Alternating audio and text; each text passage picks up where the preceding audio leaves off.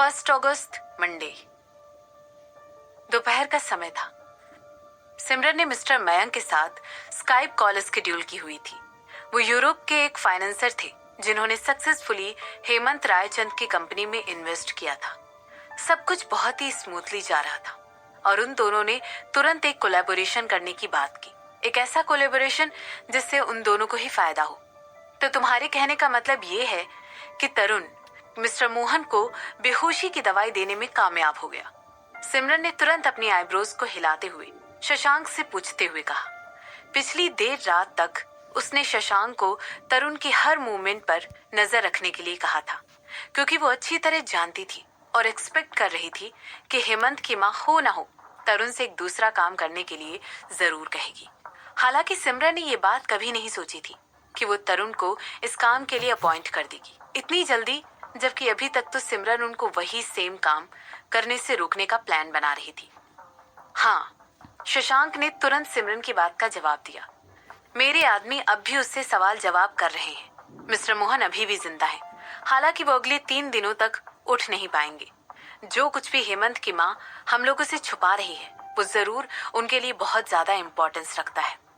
शशांक के आदमी जैसे ही तरुण उस हॉस्पिटल से निकल रहा था उसे दबोचने में सफल तो हो गए थे, लेकिन सिमरन को इस बात की चिंता थी कि अब शशांक आगे क्या करने वाला है। क्या उसके दिमाग में अभी से कोई ना कोई प्लान जन्म ले चुका है? तो फिर तुम तरुण के साथ क्या करने की प्लानिंग कर रहे हो? सिमरन ने पूछा। शशांक ने कुछ सेकंड की चुप्पी के बाद जवाब दिया। क्या तुम वाकई में चाहती हो कि मैं इस सवाल का जवाब दूं? उस आदमी ने इतने कमीने लोगों को तुम्हें मारने के लिए भेजा था। ऐसा सुनते ही सिमरन बिल्कुल शांत हो गई। शशांक बिल्कुल सही कह रहा था। वो तरुण ही था जो उस एक्सीडेंट के लिए रिस्पॉन्सिबल था, क्योंकि उसने ही हेमंत की माँ के ऑर्डर फॉलो करके वो एक्सीडेंट करवाया था। सिमरन ने तुरंत अपने होंठ सी लिए और सोचने लगी कि भला शशांक ऐसे इंसान के साथ क्या करेगा जिसने सिमरन को चोट पहुंचाने की कोशिश की थी। ठीक है, भूल जाओ वो सब कुछ जो मैंने तुमसे पूछा था, सिमरन ने कहा और टॉपिक चेंज करके पूछने लगी। रस्तोगी परिवार ने अभी भी मेरे खिलाफ एक भी कदम नहीं उठाया है। ओल्ड मिस्टर रस्तोगी इतना लंबा कभी नहीं जीते अगर वो एक खेलने से आदमी होते तो। यहाँ तक कि अगर हेमंत की माँ ने उन्हें ये भी बता दिया होगा कि वो तुम थी जिसने वो वीडियो रिलीज किया था, तब भी बूढ़े मिस्टर रस्तोगी अनरीजनेबल होकर तुरंत अपनी बेटी की बातों पर विश्वास नहीं करेंगे। वो ऐसे इंसान हैं जो कि खुद तुम्हारे किए गए एक्सपेंस के पीछे की सच्चाई पता लगाने की कोशिश करेंगे और इसके बाद ही अपना अगला कदम तुम्हारी तरफ बढ़ाएंगे, शशांक ने सिमरन को सहाते हुए कहा। एग्जैक्टली, तुम बिल्कुल सही कह रहे हो। यही वजह है कि मैं पता लगाना चाहती हूँ कि उनका अगला कदम क्या है, क्योंकि रस्तोगी परिवार इतनी आसानी से डील होने वाला परिवार नहीं है। मगर वो जो दूसरी वीडियो मैंने डिलीट की है उसकी वजह से हेमंत की माँ अपने पिता को मेरे खिलाफ मदद करने के लिए प्रेशराइज तो जरूर करेंगी, सिमरन ने समझाते हुए कहा। बूढ़े मिस्टर रस्तोगी कोई बेवकूफ आदमी नहीं है, लेकिन हेमंत की माँ का दूसरा भाई मिस्टर मोहन और अपने पिता की तरह सुलझा हुआ दिखाई नहीं देता है। वो स्ट्रिक्ट तो है ही और साथ ही साथ बहुत ही ज्यादा इम्पल्सिव भी है। तो अगर हेमंत की माँ उन्हें बता देती है कि मैं उन्हें किस परेशानी में डाल रही हूँ तो हो सकता है वो हमारे खिलाफ होकर एक्ट करने लग जाए, शशांक ने कहा। इसके रिस्पॉन्स में सिमरन अपनी आंखें छोटी करके उसकी तरफ देखने लगी। सिमरन के ओपिनियन में रस्तोगी परिवार के लिए थोड़ी सी परेशानी भी बहुत ज्यादा होनी चाहिए जिससे उनका पूरा फोकस हिल जाए और वो लोग शांति से बैठकर कोई हल नहीं निकाल पाए। अगर रस्तोगी परिवार अंदर ही अंदर अस्त व्यस्त था तो हेमंत की माँ के लिए उनसे इस समय मदद मांगना बहुत ही मुश्किल होने वाला था। इसके बाद अगर रस्तोगी परिवार को रियलाइज हुआ कि हेमंत की माँ अपने गले तक परेशानियों में डूबी हुई है तो वो लोग उन्हें खुद अपने आप ही छोड़ देंगे। हालांकि अगर रस्तोगी परिवार ने हेमंत की माँ की हेल्प करनी चाहिए तो सिमरन को उनके खिलाफ जाकर शशांक की मदद से कोई ना कोई एक्शन लेना पड़ेगा। यहाँ तक कि शशांक का एनालिसिस रस्तोगी परिवार के बारे में बिल्कुल सही था। ओल्ड मिस्टर रस्तोगी सिमरन के खिलाफ फिलहाल तो कोई एक्शन लेने वाले नहीं थे, क्योंकि सिमरन ने उनकी फैमिली को डायरेक्टली कोई अटैक नहीं किया था। हालांकि उनका बड़ा बेटा थोड़ी अलग सोच रखता था। हालांकि उससे ऑलरेडी पता था कि उनकी बहन यानी हेमंत की माँ ने ही उनके बड़े भाई पर अटैक किया था और यहाँ तक कि उसने ही उनकी अवैध संतान शिफाली पर भी अटैक किया था। लेकिन फिर भी वो अपनी बहन के शब्दों को सुनना चाहते थे कि वो अपनी सफाई में आखिर क्या कहना चाहती है। मिस्टर तेजस रस्तोगी एक्सपेक्ट कर रहे थे कि उनकी बहन उनके पास आकर उस वीडियो को ब्लॉक करने के लिए हेल्प मांगेगी। यहाँ तक कि उन्होंने एक्सपेक्ट किया था कि वो उनसे कहकर पूरे शहर में उस वीडियो को वायरल होने से रुकवा लेगी, या फिर वो उनके पास आकर ये कहेंगे कि वो उस इंसान को ढूंढे जो इस वीडियो को फैलाने के पीछे है। लेकिन जो उन्होंने एक्सपेक्ट नहीं किया था वो ये था कि उनकी बहन उन्हें आकर एक बहुत बड़ा राज बताएगी। उन्होंने ये भी एक्सपेक्ट नहीं किया था कि वो उनको मिस्टर मोहन को अटैक करने की वजह जरूर बताएगी। तो तुमने उसकी माँ को मार डाला? मिस्टर मोहन ने पूछा।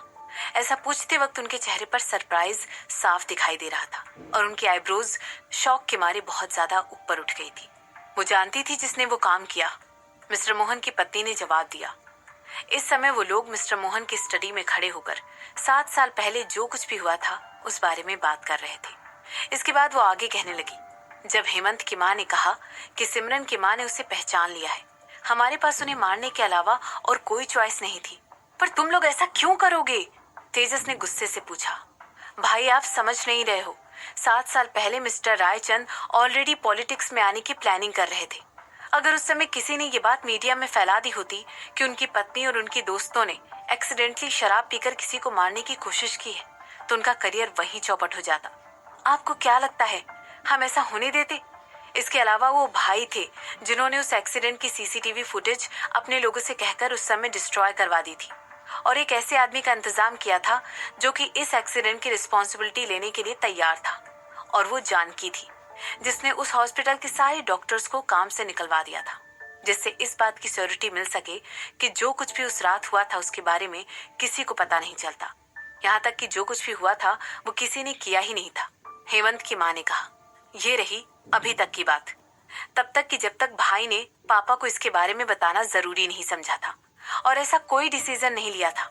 हेमंत की माँ ने अपनी बात को आगे बढ़ाते हुए कहा, उन्होंने बिल्कुल सही डिसीजन लिया था, तेजस ने कहा।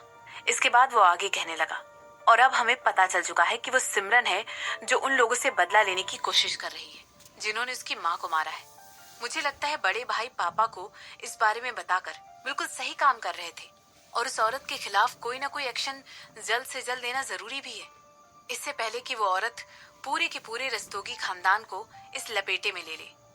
तेजस की ये शब्द सुनकर हेमंत की माँ और मिस्टर मोहन की पत्नी महिमा दोनों ही चुप हो गई और तेजस इसके बाद अपनी बात आगे बढ़ाते हुए कहने लगा, हालांकि हम सबको पता है कि पापा इस तरह की कोई भी हरकत टॉलरेट नहीं करेंगे, लेकिन अगर उन्हें इस बारे में पता चल गया तो वो तुम लोगों तक खुद सारी अथॉरिटी को सामने लाकर खड़ा कर देंगे।